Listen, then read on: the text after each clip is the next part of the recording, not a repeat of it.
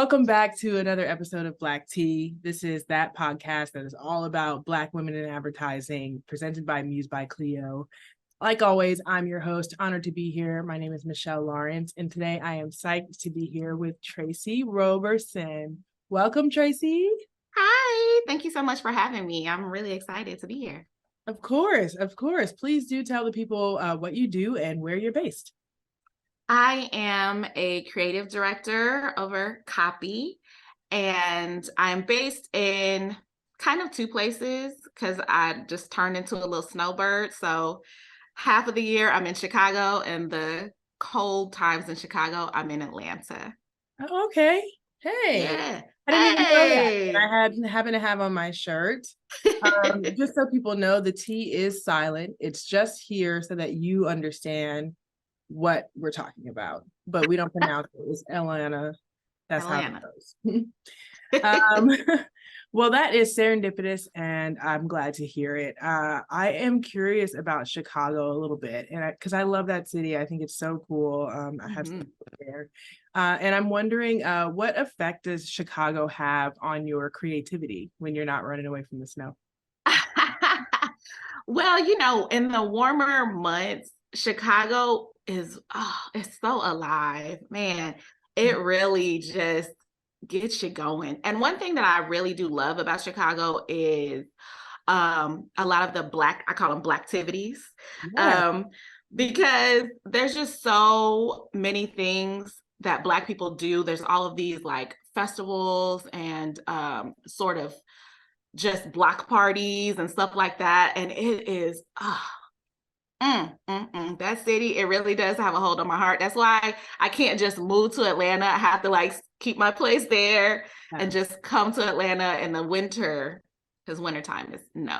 But yeah, I mean, I think it's just something about that city that just, I don't know. It's just great. I can't even describe it. I can't even put it into words. Chicago is just great. Don't believe what the media tells you. How did you find your way into advertising? Wow, it's such a story because actually I was working in the home loan industry. Wow. I used to live in Atlanta when I was in my 20s. And it was just kind of like the first job that I got. It was sort of like a little temp job that I got, and it stuck. And when I was 25, I was making like 50K, and I thought I was like balling out of control a little bit. And so I just was staying there, but I knew like it didn't sit well with my spirit. And I asked my mom, like, Mama, I'm not supposed to be here. And she told me to like make a list of everything that I like to do. Mm-hmm. And so, of course, on my list, I had cartwheels, singing, dancing. Like my list was a mess. But on there, I had writing and I had some other stuff. And so when she heard the list, she was like, well, it all sounds kind of creative. So why don't you Google like creative jobs and see what comes up?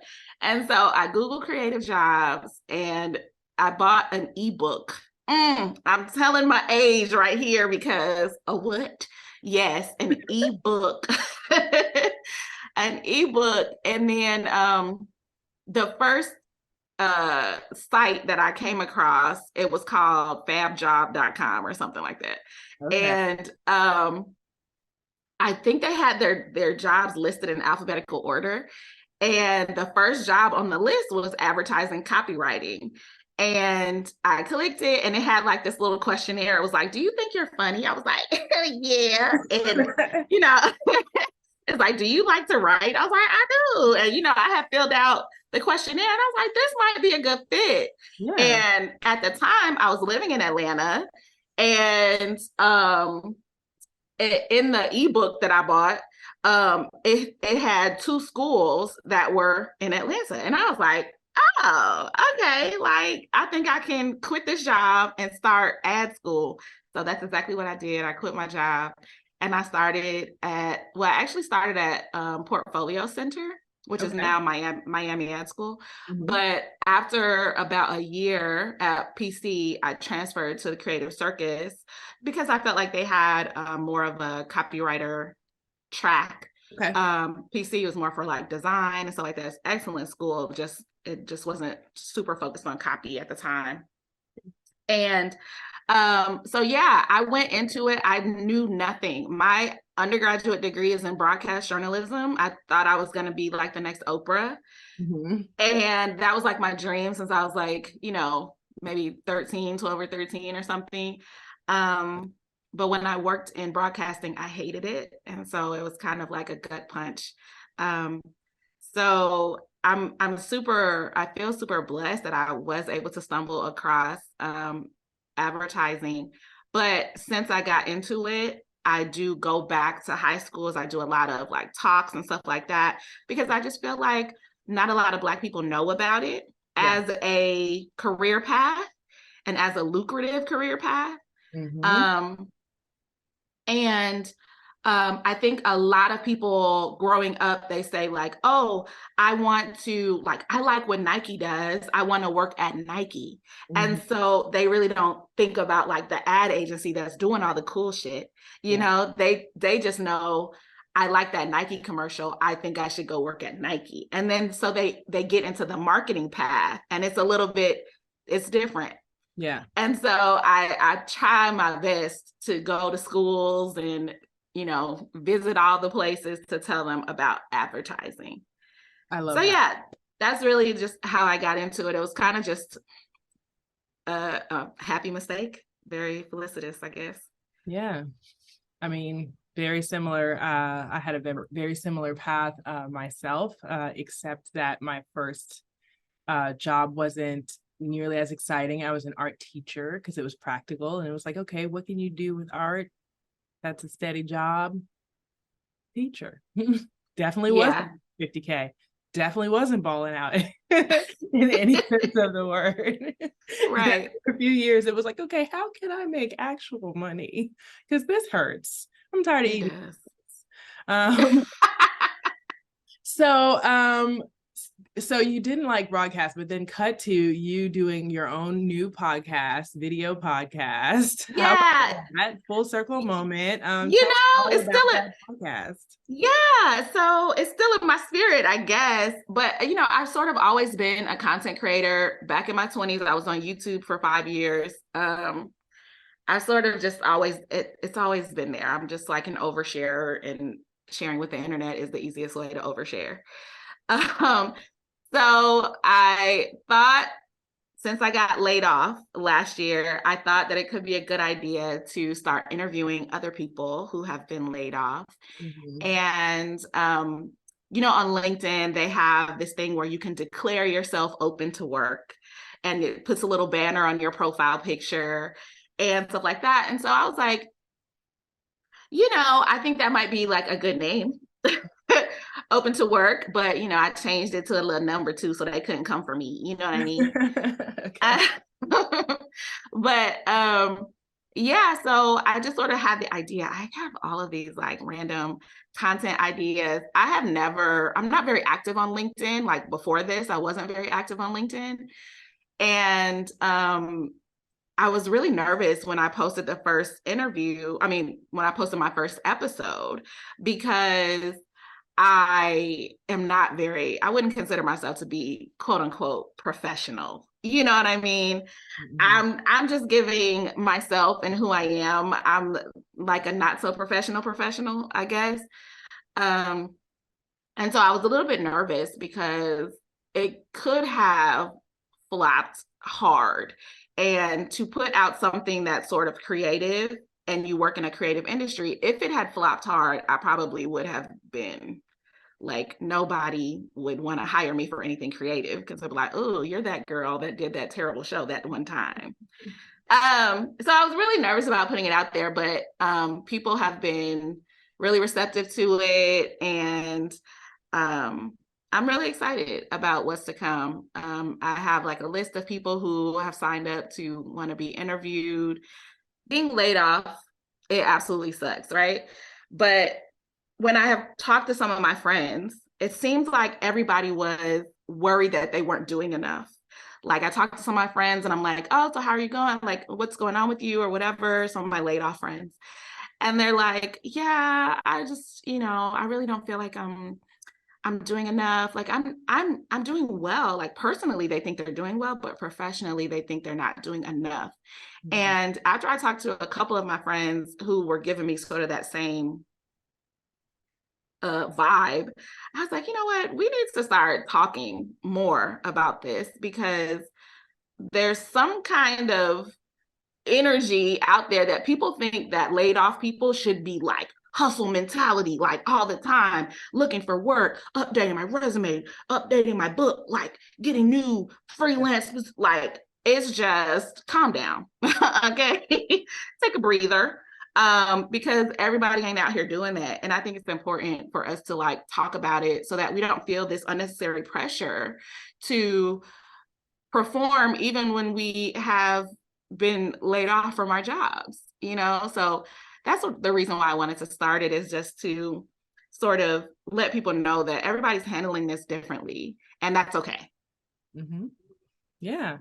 Lean into those security nets if you have them, lean into the support that you have, and go on your journey. I think that's such an important nugget. And we all find ourselves at that point of like unemployment for some reason or another at some point in time. And it's you feel the fire. So I do understand the need to feel like it's a lot of needs. I need to be doing this, I need to be doing that, Yep. I need to be doing this, I need to be doing that. And it's like, do you need to? Do you? Maybe you need to do something, but maybe you don't need to do all that. You know what I Not mean? all of them. You need Not to at the slow same time. down. Right. And think about Mm. what it is that that you want next. Strategize a little bit. So I think that's beautiful. Okay, so podcaster, writer, Yes, DIYer, for sure. advertiser, rapper. Something like that. Something like No, Meat on My Bones is a vibe. I listened to it and I was like, oh, Meat on My Bones. Like, I love that song. Thank you. That's one of Everybody my look favorites. it up. That is what. No. Scream it. No, don't listen to her. Go to her website and you click on that mixtape because it's a vibe. Anyway, that's so funny. That's my so funny. question is, how many trades are you a jack of, and where do you find the time, and what are your favorite projects right now? Oh, wow. I think I am just one of those creative people who dibbles and dabbles. I find joy in the process of creating, and it kind of doesn't matter what I'm creating. I'm also a plus size model back up in Chicago, and so I do a lot of shoots and fashion shows and stuff like that. That gets one side of my creativity going. DIYing my places. DIY is just like, if I could go back to school for anything, I would go back for interior design, and I would just luxuriate and just put things together. Like, my friends reach out to me right now and ask me to do little mood boards for their, new places when they move and stuff like that. I love that. That is like, if you're wanting me to prioritize, that's high on the list, And let's see, rapping.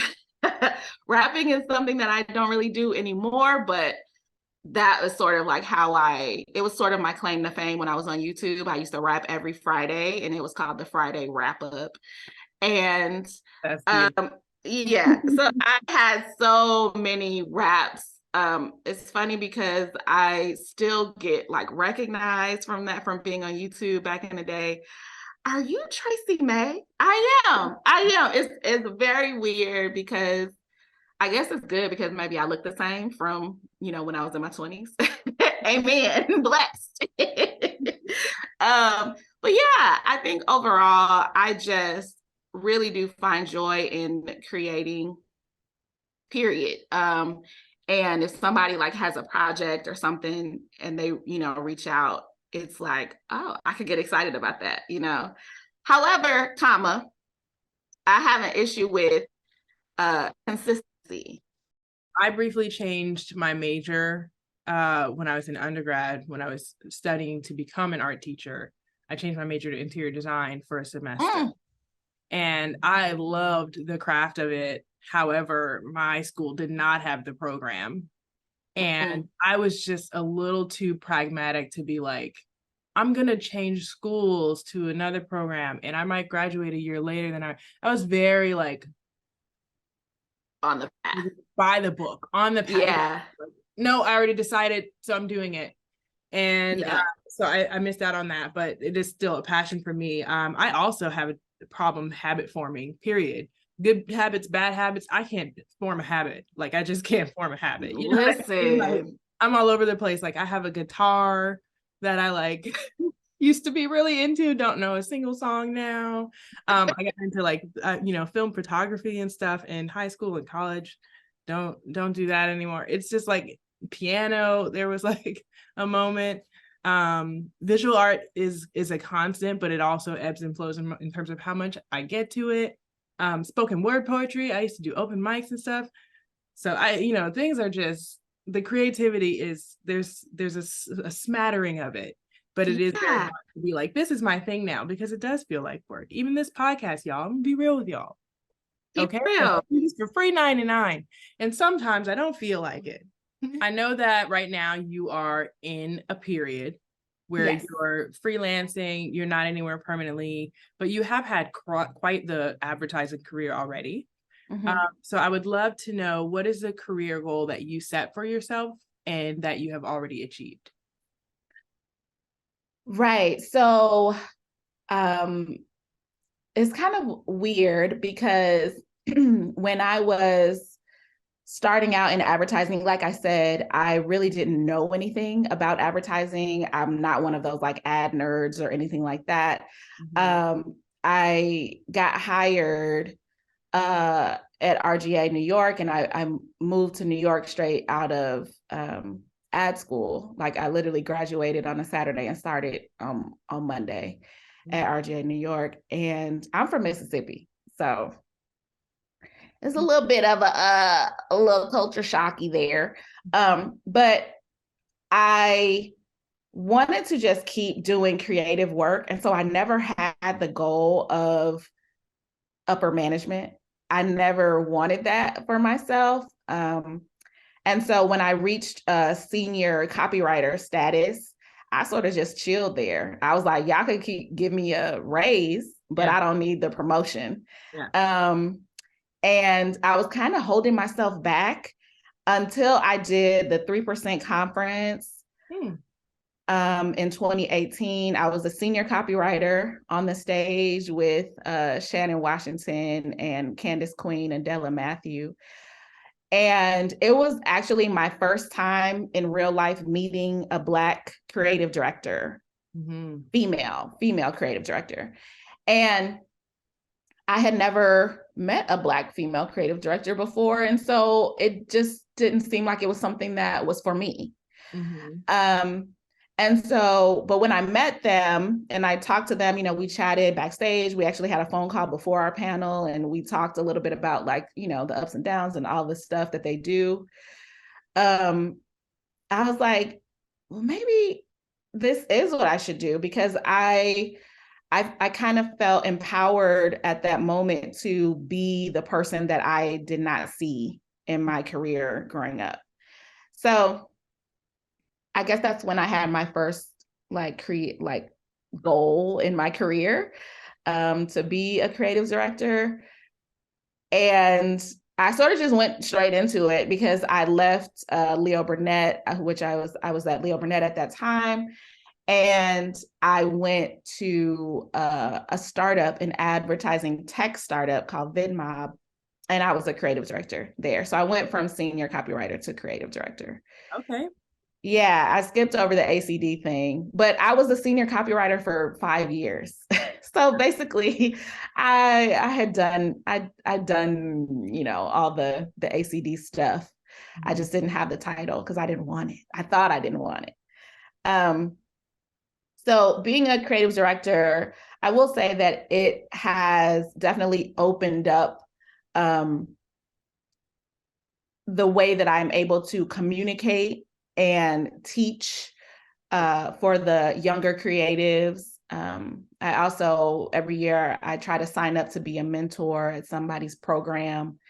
I just really want people to know that Black female creative directors exist. And so now that I am one, I feel like sort of the drive to put myself in places where I can be seen and to sort of make sure that my voice is heard when I'm at these tables. I just feel that that's important for me to do. Yeah, 100%. Well, your voice is so important to me, and I would love to hear it on one last topic, which is, are there any Black-owned companies or Black-owned products that you are really loving right now that you would like to recommend to our viewers? Ooh, I really, okay. If you're in Chicago, Sip and Savor, Cleo's on Cottage. I live in Bronzeville in Chicago, so it's a really Black area. And so a lot of the businesses in Bronzeville are Black owned. And so basically just go to Bronzeville in Chicago and a lot of those places. Bronzeville Winery. I mean, there's just so many things that you could do right there in Bronzeville. Okay. Products that I love. I'm still rocking with Honey Pot, the Honey Pot crew. I'm loving it. I love it. I love it. Yeah, sure. Tracie Roberson, thank you so much for coming on Black Tea. I've had such a great time talking to you and hearing your story. Thanks for having me. Yeah, of course. Everybody go check out Open to Work on LinkedIn if you have not. Open to Work. Number 2, so they don't come for me. Okay, it's allowed. On LinkedIn to hear Tracie's podcast as well. Such a delight talking to you. Thank you so much for being on. And everybody who is out there watching, thank you for watching another episode of Black Tea. Please make sure you go over to musebycleo.com/Black Tea to check out the rest of the episodes. And if you're not already, you should be following us on Instagram @SipBlackTea. And we will see y'all on the next one. Bye.